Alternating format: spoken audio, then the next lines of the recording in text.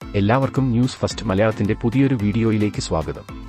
Cricket വാർത്തകൾ ആദ്യമേ അറിയാൻ ഈ ചാനൽ മറക്കാതെ സബ്സ്ക്രൈബ് ചെയ്യുക.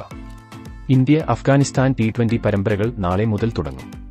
3 മത്സരങ്ങളുള്ള പരമ്പരയിലെ ആദ്യ T20 ഇന്റർനാഷണലിൽ രോഹിത് ശർമ്മ നയിക്കുന്ന ടീം ഇന്ത്യ നാളെ മൊഹാലിയിലെ PCA സ്റ്റേഡിയത്തിൽ അഫ്ഗാനിസ്ഥാനെ അടിച്ചൊതുക്കാൻ ഇറങ്ങുകയാണ്. 2022-ൽ ഓസ്ട്രേലിയയിൽ നടന്ന T20 ലോകകപ്പിന് ശേഷം T20 ഫോർമാറ്റിലേക്ക് ക്യാപ്റ്റൻ രോഹിത് ശർമ്മയും വിരാട് കോഹ്ലിയും മടങ്ങിയെത്തുകയാണ്. ഇത് ടീമിന് വലിയ ആത്മവിശ്വാസം നൽകും. ഇനി അഫ്ഗാനിസ്ഥാനുമായുള്ള ഇന്ത്യയുടെ പരമ്പരയ്ക്കുള്ള പ്ലേയിംഗ് 11 നമുക്ക് പരിശോധിക്കാം. ഓപ്പണിംഗിൽ രോഹിത്, ഗിൽ സഖ്യം ഇറങ്ങും.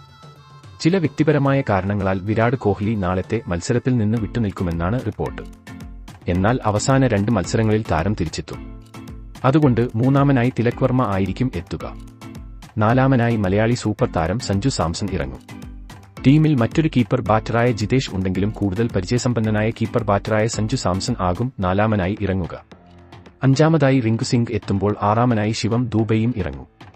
ബൌളിംഗ് നിരയിൽ അക്സർ പട്ടേലും രവി ബിഷ്ണോയും സ്പിന്നർമാരായും, പേസ് ഡിപ്പാർട്ട്മെന്റിൽ അർഷ്ദീപ് സിംഗ്, അവേഷ് ഖാൻ, മുകേഷ് കുമാർ എന്നിവരും ഉണ്ടാകും. ദക്ഷിണാഫ്രിക്കയുമായുള്ള മത്സരങ്ങളിൽ എല്ലാം തന്നെ മികച്ച പ്രകടനമാണ് ഇന്ത്യ കാഴ്ചവെച്ചത്.